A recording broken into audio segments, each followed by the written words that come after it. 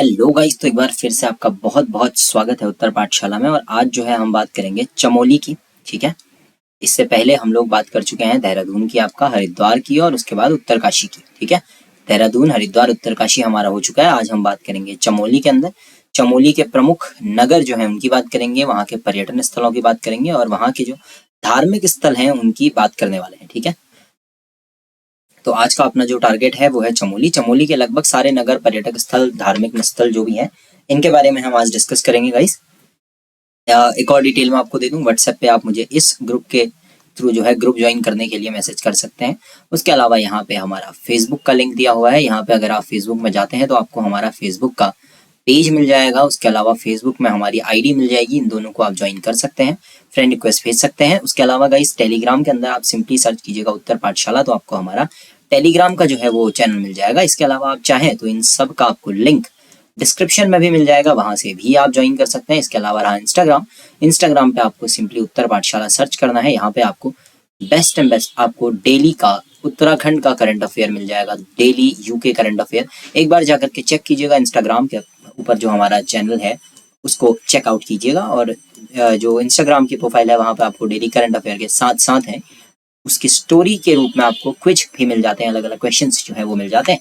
Telegram के अंदर आपको अलग अलग ग्रुप्स देखने के लिए मिलेंगे हमारे, लेकिन आप एक चैनल जो है, एक अपना ग्रुप ज्वाइन कर लीजिएगा उत्तर पाठशाला वाला, तो लगभग आपको मटेरियल जो है वो मिल जाएंगे। हमारा यहाँ रेगुलर क्विज होता है, उसे भी आप ज्वाइन कर सकते हैं गाइस। जो लैब असिस्टेंट वाले हैं उनके लिए अलग से लैब असिस्टेंट का ग्रुप बना हुआ है, वो भी आप ज्वाइन कर सकते हैं। इन सब की लिंक आपको डिस्क्रिप्शन में मिल जाएगी, तो डिस्क्रिप्शन में चेक करके आप वहां से लिंक से भी ज्वाइन कर सकते हैं। या आप एक सिंपल काम कर दीजिएगा कि इस व्हाट्सएप पे अपना नाम भेज दीजिए और किस एग्जाम की आप तैयारी कर रहे हैं वो भेज दीजिएगा, तो वहां भी आपको सारी की सारी लिंक और उसके अलावा डेली करंट अफेयर जो है वो मिल जाएंगे।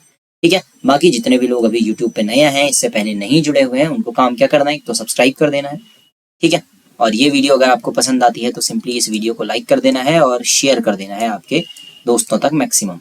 और इसके अलावा एक चीज आपको जो दिमाग में रखनी है वो है एक कमेंट आपको नीचे करके जाना है। कमेंट के अंदर आपको, मैं आपसे इस वीडियो के लास्ट में क्वेश्चन पूछूंगा, उसका आंसर भी आपको कमेंट कर सकते हैं, या आपको ये वीडियो कैसी लगी ये भी कमेंट कर सकते हैं। तो चलिए शुरू करते हैं आज का अपना लेक्चर गाइस। और आज हम बात करने वाले हैं चमोली उत्तराखंड के बारे में, तो चमोली डिस्ट्रिक्ट से ही हम शुरू करेंगे।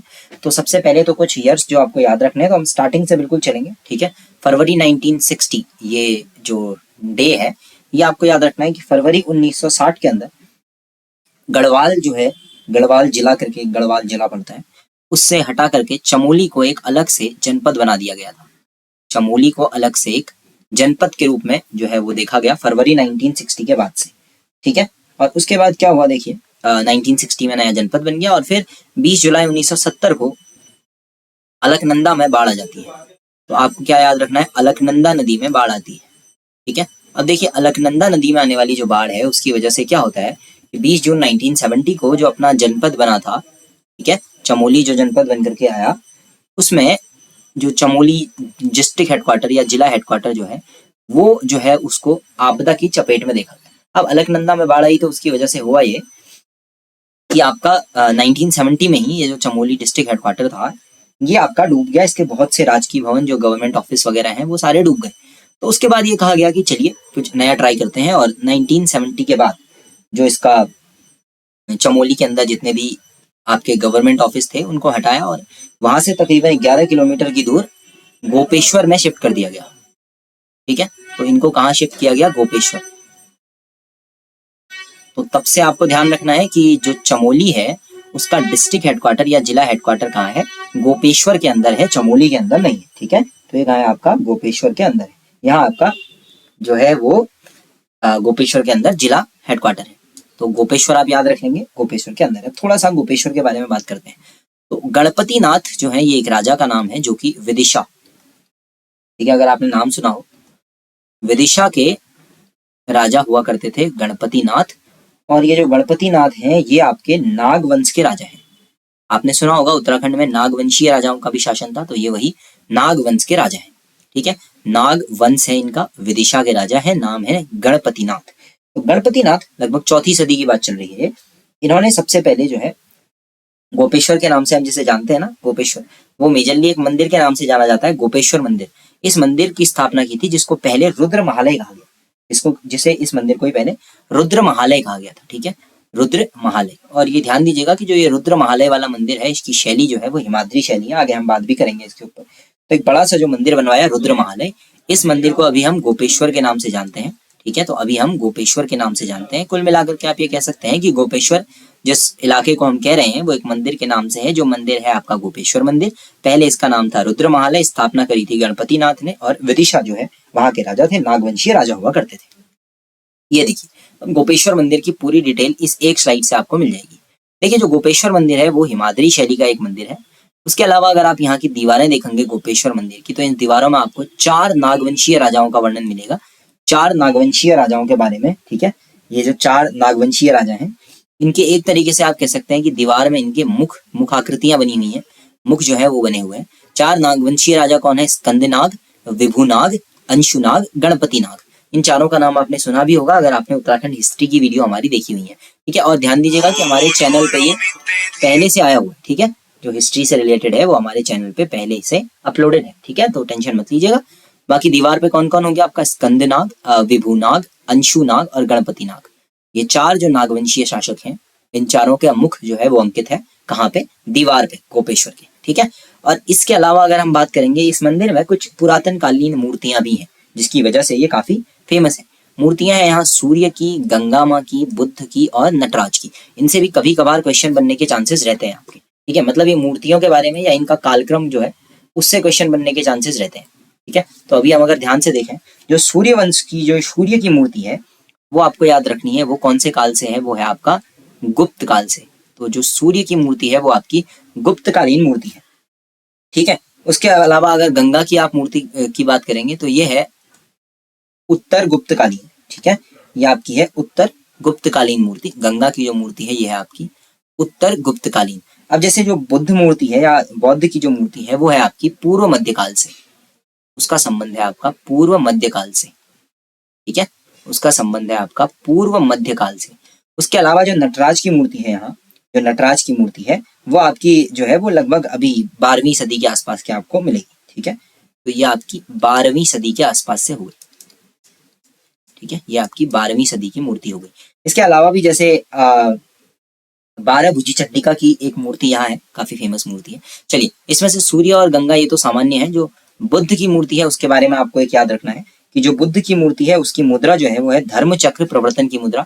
इसके बारे में आप चाहें तो आर्ट एंड कल्चर में अलग से पढ़ सकते हैं। ठीक है, धर्म चक्र प्रवर्तन की मुद्रा है, ये हाथों की मुद्राओं के संबंध में होता है, धर्म चक्र प्रवर्तन की। नटराज जो है उनकी जो मूर्ति है वो वीणा धारिणी है, यानी कि एक तरीके से हम कह सकते हैं कि उनके हाथ में वीणा है। ऐसी मूर्ति आपकी देखने के लिए मिलेगी। तो कुल मिला के गोपेश्वर मंदिर के बारे में लगभग हमने बातचीत कर ली। ठीक है, उसके अलावा भी अगर आप बात करेंगे तो एक तरीके से अगर हम प्राचीन मंदिरों की बात करें तो उसमें सबसे बड़ा मंदिर आपका गोपेश्वर मंदिर ही है।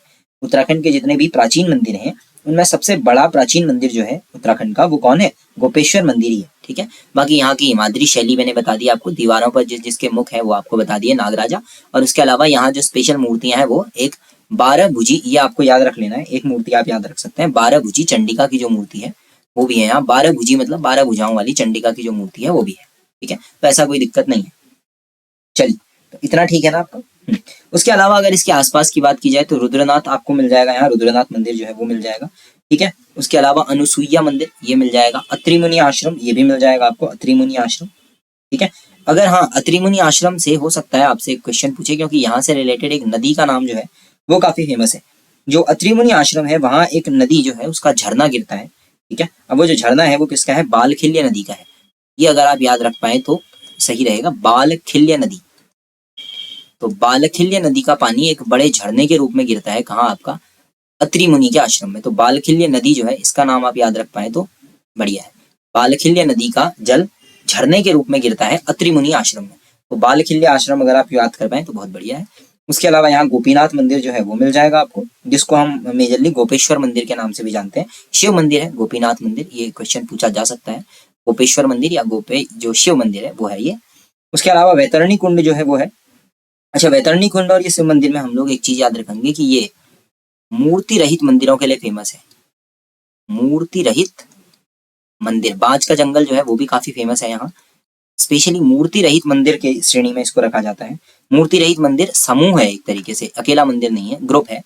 मूर्ति रहित मंदिर समूह है। और उसके अलावा इसमें आप बात करेंगे तो बांज के जो पेड़ हैं, काफी सारे पेड़ हैं, तो वो भी क्या है, आकर्षण का केंद्र रहते हैं। ठीक है, ये सारे मैंने इसके आसपास के आपको बता दिए, गोपेश्वर के आसपास के।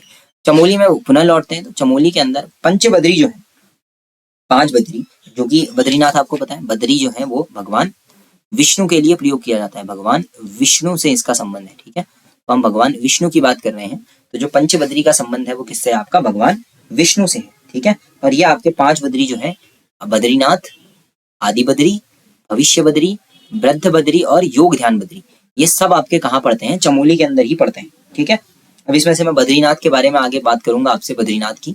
उसके अलावा कुछ जो है अगले जो 4 अपने बद्री हैं उनकी बात कर लेंगे हम, 4 अन्य मंदिरों की बात करेंगे। बद्रीनाथ के बारे में अभी दोबारा हम पूरी डिटेल करेंगे, क्योंकि ये थोड़ा सा ज्यादा इंपॉर्टेंट हो जाता है। ठीक है, चलिए अगर 1 बाय 1 देखें, आदि बद्री की बात करते हैं, तो आदि बद्री आपको कर्णप्रयाग के आसपास वाले इलाके में पड़ेगा। ठीक है, और आदि बद्री के अंदर आपको 16 छोटे छोटे मंदिर देखने के लिए मिलेंगे। ठीक है, आदि बद्री में 16 छोटे छोटे मंदिर हैं, और इसमें से मैक्सिमम जो है आपको समतल छत वाले मंदिर मिलेंगे।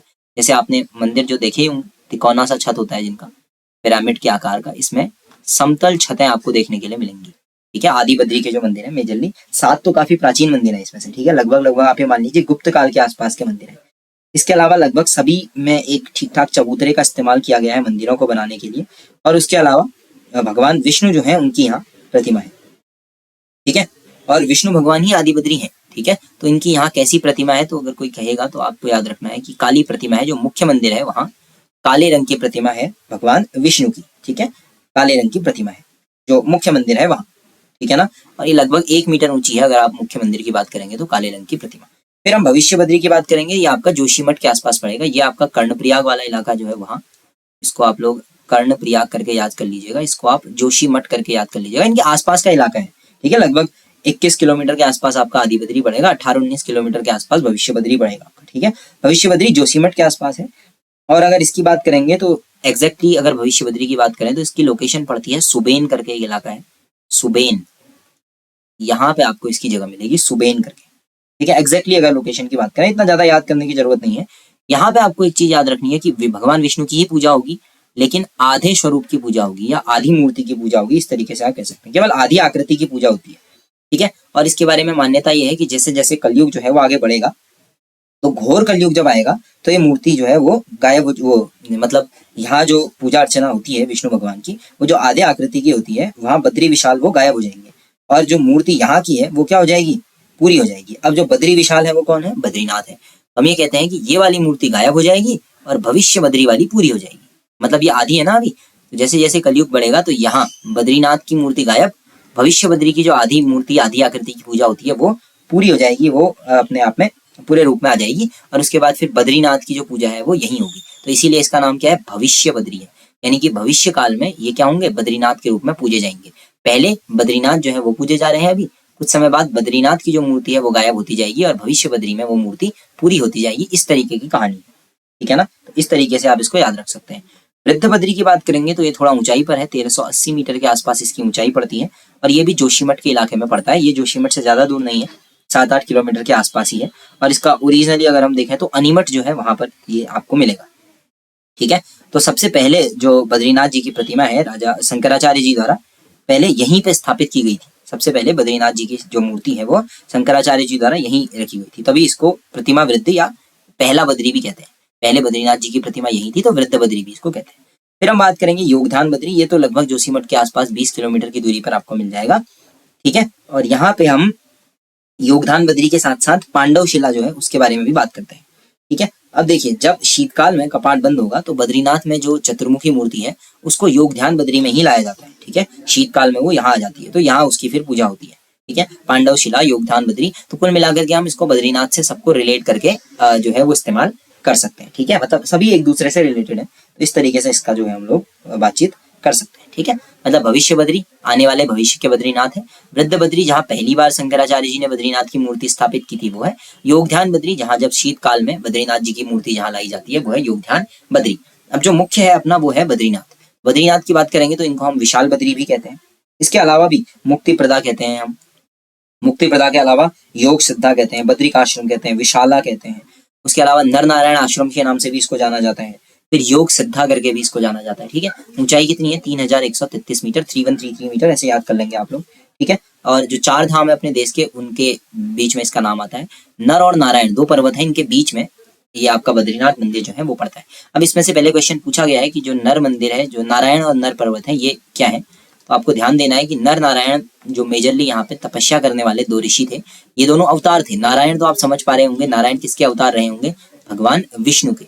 नर का प्रयोग किया जाता है अर्जुन के लिए, नर जो है उनका प्रयोग अर्जुन के लिए किया जाता है। ये प्रश्न पहले पूछा गया है, तो नर अर्जुन है, नारायण विष्णु है। ये 2 पर्वत जो है उनके बीच में ये आपका पड़ेगा, ठीक है। और ओरिजिनली अगर देखा जाए तो नीलकंठ जो पर्वत शिखर है वहां पर ये पड़ता है आपका, ठीक है। तो इस तरीके से हम इसको याद कर सकते हैं, ठीक है। उसके अलावा यहाँ बद्री से रिलेटेड काफी चीजें मिल जाएंगी। पहले क्या था ना, बादल वगैरह बहुत ज्यादा रहते थे इस तरीके से, तो हम लोग अलग अलग तरीके से नाम से जानते हैं। फिर सुनिए, अलकनंदा नदी के तट पर क्यों? यहाँ अलकनंदा नदी है ना, तो उसके तट के आसपास आपको यहाँ पे गर्म पानी का जो है वो स्रोत मिल जाएगा, तप्त कुंड मिल जाएगा, जिसको हम क्या कहते हैं? तप्त कुंड के नाम से जानते हैं। इसमें थोड़ा सा तप्त कुंड के अंदर जो है वो गंधक वगैरह मिलेगा, तो यहाँ अगर स्नान किया जाए तो क्या होता है? काफी ज्यादा एनर्जी मिलती है, ठीक है। उसके अलावा माना जाता है कि यहाँ जो बद्रीनाथ मंदिर है, इस मंदिर का जो निर्माण कार्य है, स्टार्टिंग का जो निर्माण कार्य है, वो गढ़वाल के जो वंश रहे हैं उसमें से अजयपाल जो है उनके द्वारा इसका निर्माण हुआ है। और ये माना जाता है कि अजयपाल ने पहले बनाया होगा और बाद में फिर इसका जो अपना भव्य मंदिर जो है उसका निर्माण फिर कत्यूरी राजवंश में हुआ होगा।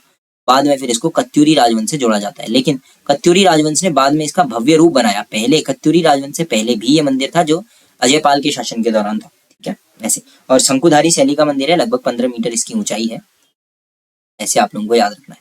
शंकुधारी शैली का मंदिर है, 15 मीटर के आसपास जो है, 15 मीटर के आसपास जो है इसकी ऊंचाई है, इस तरीके से आपको याद रखना है, ठीक है ना। चलिए, उसके अलावा ये जो आपका खुलेगा अप्रैल और मई, ये जो टाइम है इसके दौरान ये काफी खुलता है, ठीक है। काफी ज्यादा श्रद्धालु जो है वो रहते हैं, और शरद ऋतु में लगभग ही जो है वो बंद हो जाता है, शीत ऋतु में, ठीक है।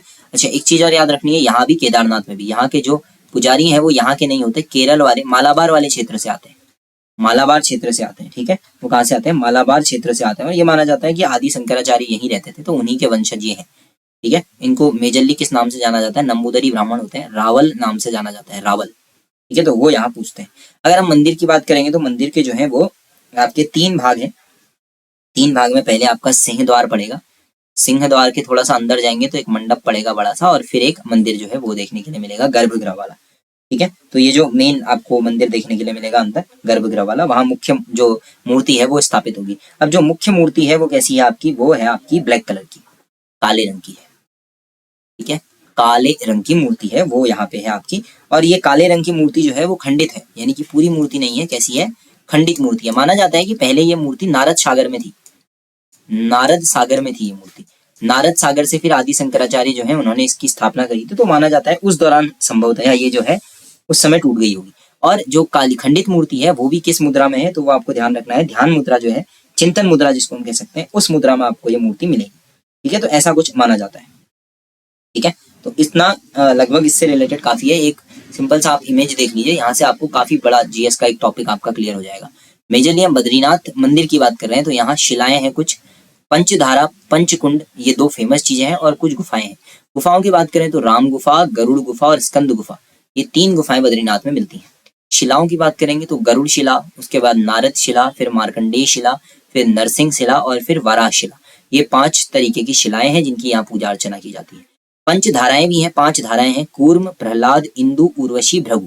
दोबारा से, कूर्म धारा, प्रहलाद धारा, इंदु धारा, उर्वशी धारा और भृगु धारा, ये 5 जो है वो धाराएं हैं। और ऐसे 5 कुंड भी हैं। एक कुंड आपने पढ़ लिया, तप्त कुंड। इसके अलावा यहाँ नारद कुंड है जिसमें मूर्ति थी, फिर एक सत्यपथ कुंड है, एक त्रिकोण कुंड है, और उसके एक मानुषी कुंड है। तो ये 5 कुंड है, 5 धाराएं हैं, शिलाएं हैं, गुफाएं हैं, ये सब आपको ऐसे याद रखनी है। बद्रीनाथ में शिलाएं, बद्रीनाथ में धाराएं, बद्रीनाथ के 5 कुंड और बद्रीनाथ में गुफाएं। गुफाएं राम गुफा, गरुड़ गुफा और स्कंद गुफा की बात हो गई। 5 शिलाओं की बात करेंगे तो गरुड़ शिला, नारद शिला, मार्कंडेय शिला, नरसिंह शिला और वाराह शिला।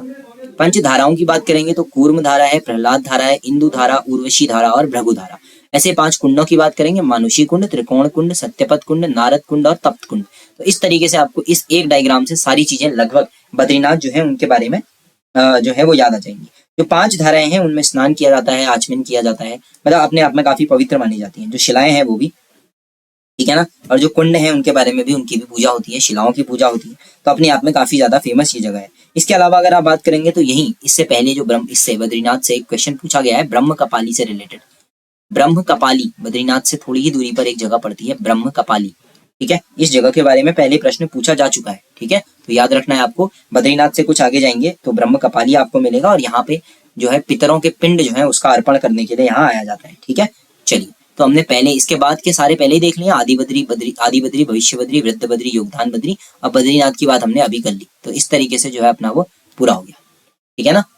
चलिए, फिर हम बात करेंगे अब पंच केदार की। अच्छा, ध्यान दीजिएगा कि पंच केदार, पंच बद्री में पांचों बद्रीनाथ जो है आपके चमोली में ही पड़ते हैं, लेकिन पंच केदार के साथ ऐसा नहीं है। ठीक है, पंच केदार में रुद्रनाथ 1 और कल्पेश्वर 2, कल्पेश्वर, ठीक है, ये 2 आपके चमोली में पड़ते हैं।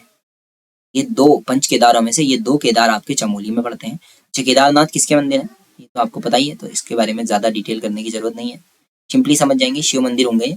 बाकी तुंगनाथ, मदमहेश्वर और केदारनाथ ये आपके कहाँ पड़ते हैं, रुद्रप्रयाग के अंदर पड़ते हैं। ये भी रुद्रप्रयाग में पड़ेगा आपका। मदमहेश्वर जो मंदिर है वो भी आपके रुद्रप्रयाग जनपद में पड़ेगा, और केदारनाथ भी रुद्रप्रयाग जनपद में ही पड़ेगा, है ना। केदारनाथ भी वहीं पड़ेंगे। चमोली जनपद में जो याद रखने हैं वो कौन है, रुद्रनाथ और कल्पेश्वर। रुद्रनाथ और कल्पेश्वर, इनके बारे में हम बात करेंगे, रुद्रनाथ और कल्पेश्वर। और तुंगनाथ, मदमहेश्वर और केदारनाथ के बारे में रुद्रप्रयाग के अंदर बात करेंगे। सबसे पहले तुंगनाथ की बात कर लेते हैं। ठीक है, चलिए, वैसे एक और क्वेश्चन इससे पूछा जा सकता है, जैसे कल्पेश्वर जो मंदिर है, कल्पेश्वर मंदिर ये इकलौता मंदिर है पंच केदारों में, जो रुद्रेश्वर वाला है, ये कल्पेश्वर वाला मंदिर है, इकलौता है। इसका जो काम वाम है, व्यवस्था है, वो कौन देखती है, बद्रीनाथ मंदिर की जो समिति है वो देखती है। बद्रीनाथ मंदिर समिति, वो इसके क्रियाकलाप देखती है, बद्रीनाथ मंदिर समिति। अब जो बाकी के 4 बच गए, तुंगनाथ, रुद्रनाथ, मदमहेश्वर और केदारनाथ, अगर इनकी व्यवस्था वगैरह की बात करनी हो तो ये सारे के सारे केदारनाथ मंदिर समिति के अंदर आते हैं। ठीक है, ठीक है, ये केदारनाथ मंदिर समिति। तो बद्रीनाथ मंदिर समिति पंचबद्रियों की तो करेगी, साथ में किसकी, कल्पेश्वर जो है उनके बारे में भी, उनका भी जो रूल्स एंड रेगुलेशंस हैं, कैसे व्यवस्था चलेगी, वो सब बद्रीनाथ मंदिर समिति देखती है, इकलौते। बाकी चारों के लिए केदारनाथ मंदिर समिति, इसके नाम पे लिख देते हैं केदारनाथ मंदिर समिति। ये भी कौन, केदारनाथ मंदिर समिति, और ये भी कौन, केदारनाथ मंदिर समिति, ऐसे याद रख लेंगे। ठीक है ना। चलिए, अब बात करेंगे हम किसकी, आपकी सबसे पहले रुद्रनाथ की, बाकी फिर करेंगे बात, पहले रुद्रनाथ की बात कर लेंगे। ये चमोली के अंदर है, और यहाँ पे जो है रौद्र मुख का पूजन किया जाता है। ठीक है, रौद्र मुख का, किसके, शिव का। हाँ, तो ये कंफ्यूजन मत रखिएगा कि कौन से देवता की है। ठीक ठाक हाइट है, 2286 मीटर के आसपास आपको रुद्रनाथ जो मंदिर है वो देखने के लिए मिलता है। ठीक है, और ऐसा भी कहते हैं कि अगर बाय द वे यहाँ अगर किसी आदमी की मृत्यु होती है या शरीर त्यागने के बाद लोगों की जो आत्मा है वो यहाँ जो वैतरणी नदी है उसी को पार करके आगे बढ़ती है। कौन सी नदी, वैतरणी नदी, इसका नाम आपने सुना होगा। वैतरणी करके जो एक धार्मिक क्रियाकलाप है वो भी किए जाते हैं कर्मकांडों के रूप में। तो ये माना जाता है कि जब आत्मा आती है तो वो वैतरणी नदी यहीं पार करती है। ठीक है, उसके अलावा अगर आप देखेंगे तो जो रुद्रनाथ है उसको चतुर्थ केदार के रूप में माना जाता है। ठीक है, अगर आप रुद्रनाथ की बात करेंगे चतुर्थ केदार के रूप में, यहाँ पर पितृतीर्थ भी कहा जाता है इस जगह को, क्योंकि ऑब्वियसली वैतरणी नदी से संबंधित है। ठीक है ना। तो उसके अलावा अगर आप कहेंगे कि इस क्षेत्र में ज्यादा फेमस है ब्रह्म कमल, यहाँ ब्रह्म कमल काफी ज्यादा होता है, तो इसलिए कह सकते हैं। ठीक है, अगर शीतकाल हो जाए तो फिर यहाँ से भी मूर्तियां जो है वो कहाँ ले जाई जाएंगी, गोपेश्वर। गोपेश्वर में फिर वहां उनकी फर्दर पूजा होगी। ठीक है, फिर रुद्रनाथ के अलावा एक आपको याद रखना है कल्पेश्वर, जो यहाँ पड़ेगा आपका। कल्पेश्वर के बारे में एक चीज मैंने आपको बता दी, बद्रीनाथ मंदिर समिति जो है वो इसमें जो भी चीजें होनी है उनकी व्यवस्था देखेगी। उसके अलावा आप यहाँ रख सकते हैं कि यहाँ भगवान शिव के जटा रूप की पूजा होती है, जटाओं की पूजा होती है। इसका एक और नाम मिलेगा आपको, जटामौलेश्वर। जटामौलेश्वर, ये जटा से संबंधित होने की वजह से जटामौलेश्वर मंदिर करके आपको यहाँ जो है इस मंदिर का एक और नाम मिलेगा। ठीक है, बाकी कहते हैं कि यहाँ दुर्वासा ऋषि तपस्या कर रहे थे, उसी समय अप्सरा जो है वो उर्वशी जो है वो यहाँ थी। ठीक है, और शीतकाल के अंदर ये मंदिर बंद नहीं होता है, इसीलिए वर्ष भर जो है यहाँ पूजा की चलती रहेगी। ठीक है, तो ये आपके पंच केदार भी हो गए, पंचबद्री हो गए, पंच केदार हो गए। फिर हम बात करेंगे पंच प्रयागों की। अब पंच प्रयाग आपने सुने होंगे, नदियों के संगम के नाम से जाना जाता है इनको, पंच प्रयागों को। ठीक है, इसमें 5 प्रयाग आएंगे आपके, विष्णु प्रयाग, नंद प्रयाग, कर्ण प्रयाग, रुद्र प्रयाग और देव प्रयाग। सभी के नाम आपने सुने होंगे, इनसे तो पहले काफी क्वेश्चन पूछे गए हैं। निम्न में से कौन प्रयाग नहीं है, जैसे एक बड़ा फेमस क्वेश्चन आया था, निम्न में से कौन एक प्रयाग नहीं है, और उसमें गणेश प्रयाग का क्वेश्चन था। गणेश प्रयाग ही उसका सही जवाब था, पंच प्रयाग नहीं है।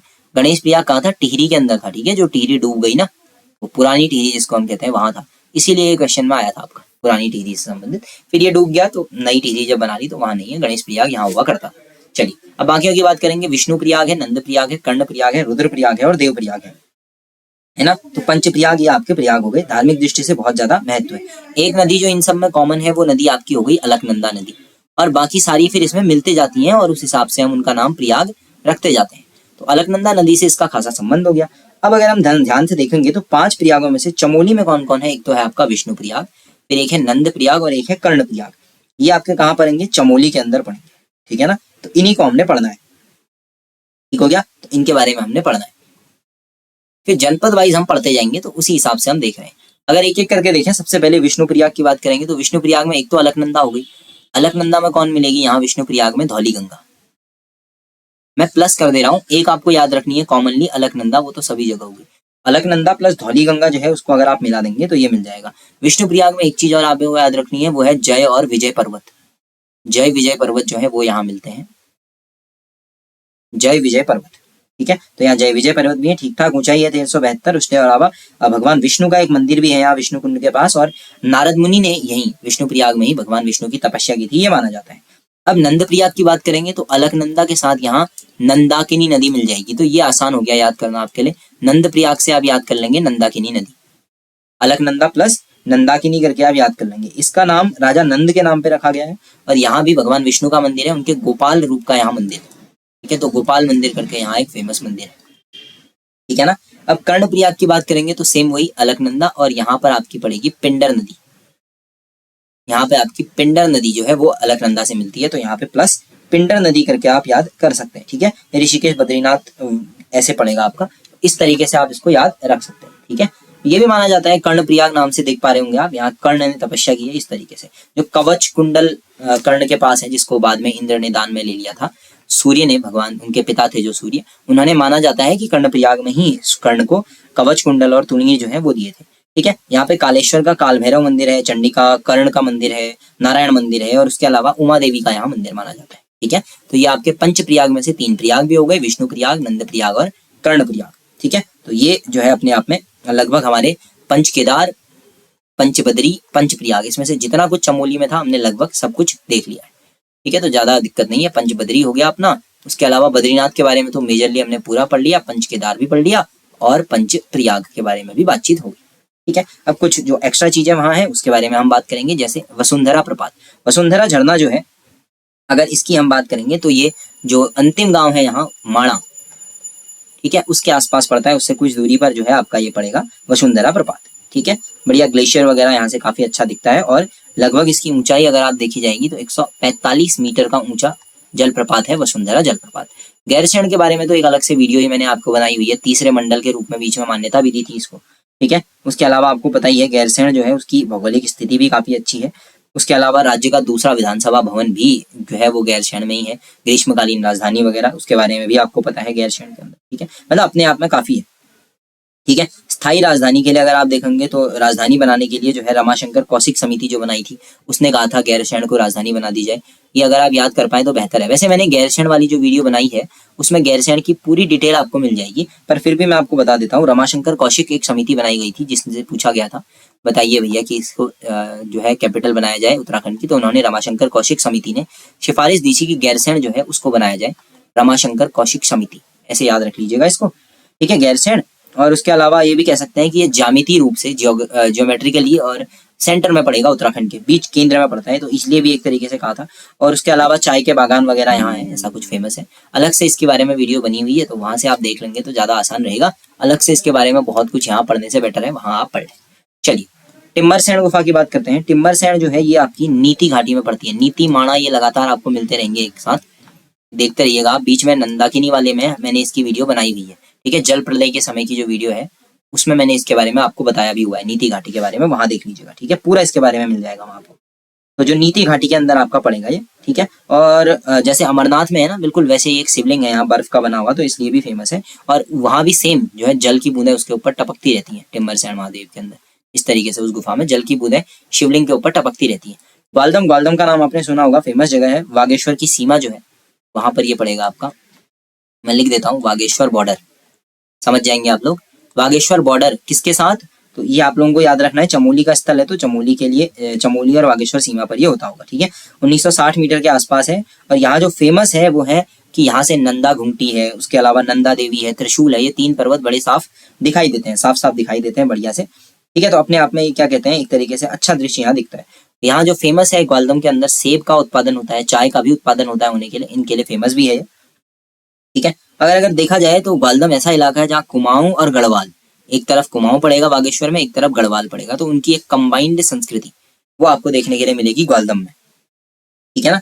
और यहीं से अगर आप थोड़ा आगे चलें 8-10 किलोमीटर के आसपास, तो वहां एक जगह पड़ती है बाधा बाधा बधाणगढ़ी करके, बाधा बधाणगढ़ी, इस तरीके से बधाणगढ़ी, बधाड़गढ़ी, इस तरीके से आपकी एक जगह पड़ती है बधाड़गढ़ी। ग्वालदम से थोड़ा सा आगे जाएंगे आप तो आपको बधाड़गढ़ी करके एक जगह मिल जाएगी, ठीक है।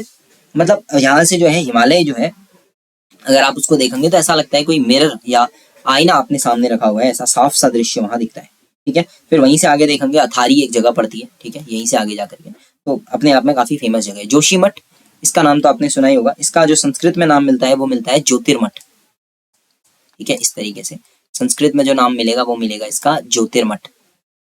जोशीमठ का ही जो दूसरा नाम मिलेगा ज्योतिर्मठ मिलेगा, ठीक है। और शिव का ज्योतिर्लिंग जो है उसका स्थल एक तरीके से माना जाता है इसीलिए, ठीक है। उससे पहले इसको एक नाम और इसका आपको देखने के लिए मिलेगा, योशी, योशी करके एक नाम देखने के लिए मिलेगा, ठीक है। जोशीमठ का ही योशी करके भी देखने के लिए मिलेगा। उसके अलावा माना जाता है कि शंकराचार्य जी ने यहाँ तपस्या की थी। उसके अलावा भगवान बद्रीनाथ जो है वो यहाँ विश्राम करते थे। ऐसी बहुत सारी कहानियां जो है वो आपको मिलेंगी, ठीक है। और ये भी कहते हैं कि जो भगवान नरसिंह है उनकी एक भुजा जो है वो स्थापित है यहाँ, ठीक है। मतलब एक तरीके से यहाँ जो भगवान विष्णु है जोशीमठ के अंदर, वो नरसिंह अवतार का रूप है, ठीक है। और उसके अलावा अगर आप देखेंगे तो यहाँ पत्थर का एक कुंड है। उसके अलावा 2 धाराएं जो हैं वो यहाँ मिलती हैं आपकी, ठीक है। 2 अलग अलग धाराएं मिलेंगी यहाँ, 2 फवारे टाइप के आप कह सकते हैं। एक है दंड धारा, एक है नरसिंह धारा। मतलब ये थोड़ा डीप हो जाएगा, इनसे क्वेश्चन आने के चांसेस कम है आपके, ठीक है। बाकी अलग अलग मंदिर है, हनुमान जी का है, गौरी शंकर है, नव देवी है, ठीक है। उसके अलावा पूर्णागिरी देवी पीठ की स्थापना भी यहीं की गई है, ये आदि शंकराचार्य जी ने की है, तो ये आपको याद रखना है। और दूसरा वासुदेव मंदिर जो है वो भी यही है। ये तपोवन देख लीजिए, ये लक्ष्मण जी की तपस्या वाला तपोवन नहीं है, ठीक है। और ये जो है इसमें ताता पानी करके गर्म पानी का एक स्रोत है, ताता पानी करके वो मिलता है, उसकी वजह से फेमस है। लक्ष्मण जी वाला नहीं है, ठीक है।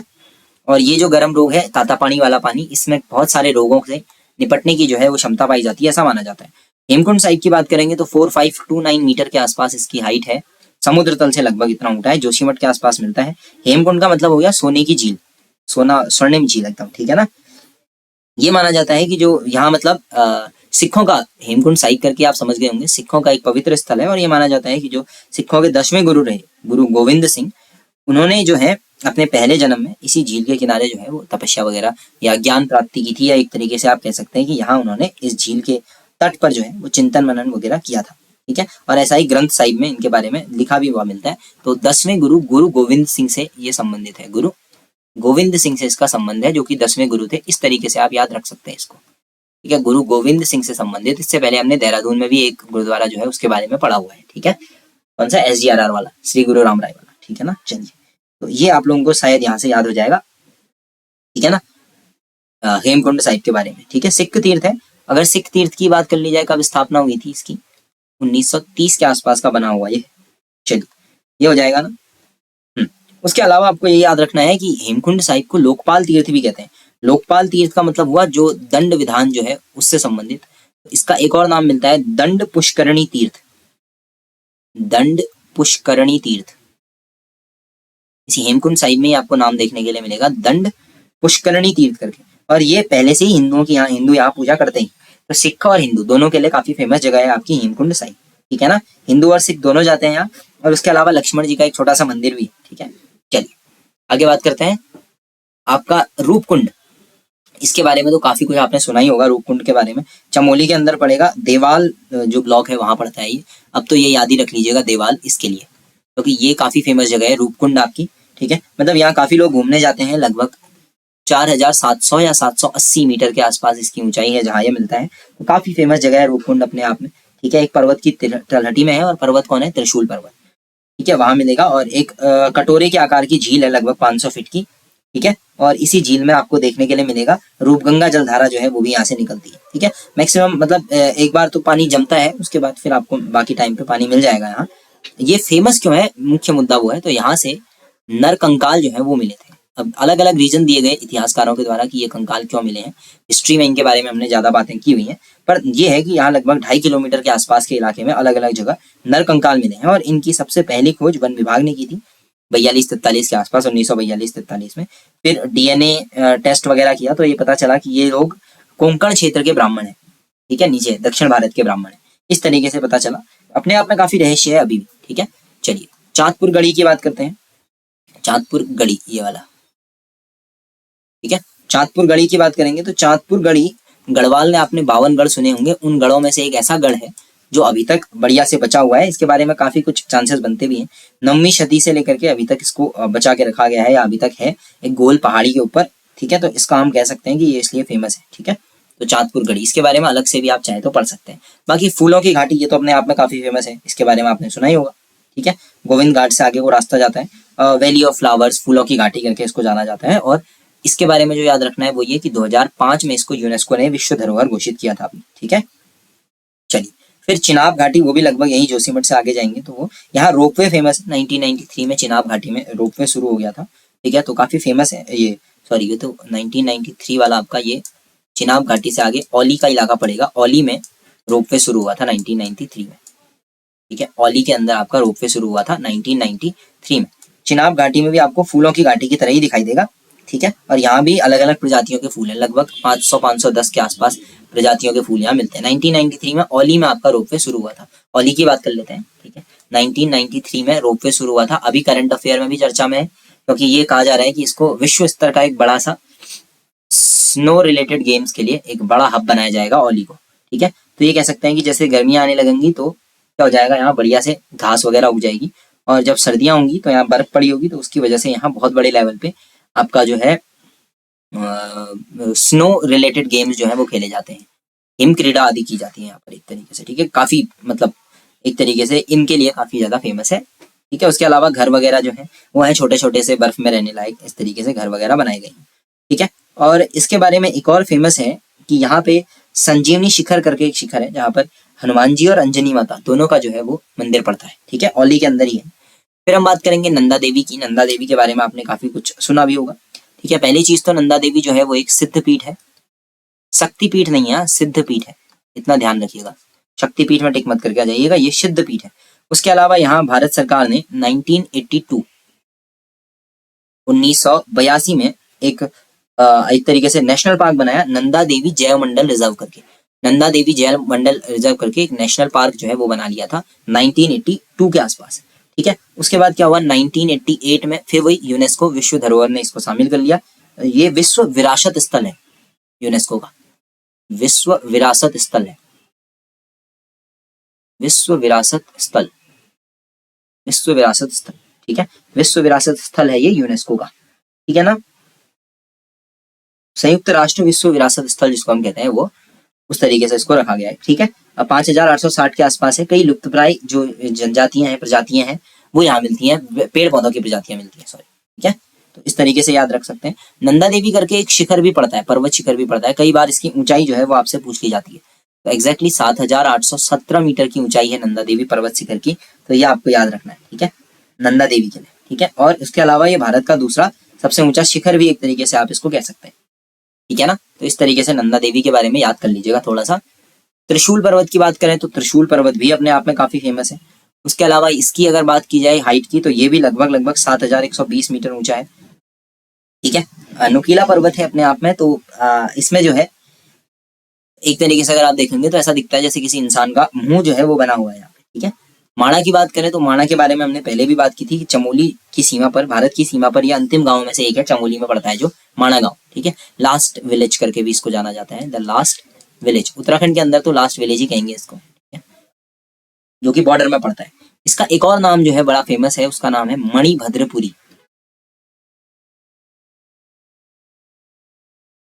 मणिभद्रपुरी, इस तरीके से इसका एक नाम और मिलता है, प्राचीन नाम जो है, पुराणों में मिलता है ये नाम भी, ठीक है। और ये कहा जाता है कि यहाँ पे अलकनंदा और सरस्वती नदी उसका संगम है। अब आपको ध्यान होगा कि अलकनंदा में अगर हम किसी भी नदी को मिला रहे हैं तो हम वहां पर एक प्रयाग बना रहे हैं। अलकनंदा प्लस सरस्वती, दो नदियां मिलाई तो इसका कंफर्म मतलब है कि एक प्रयाग बना होगा। यहाँ जो प्रयाग है उसका नाम है केशव प्रयाग।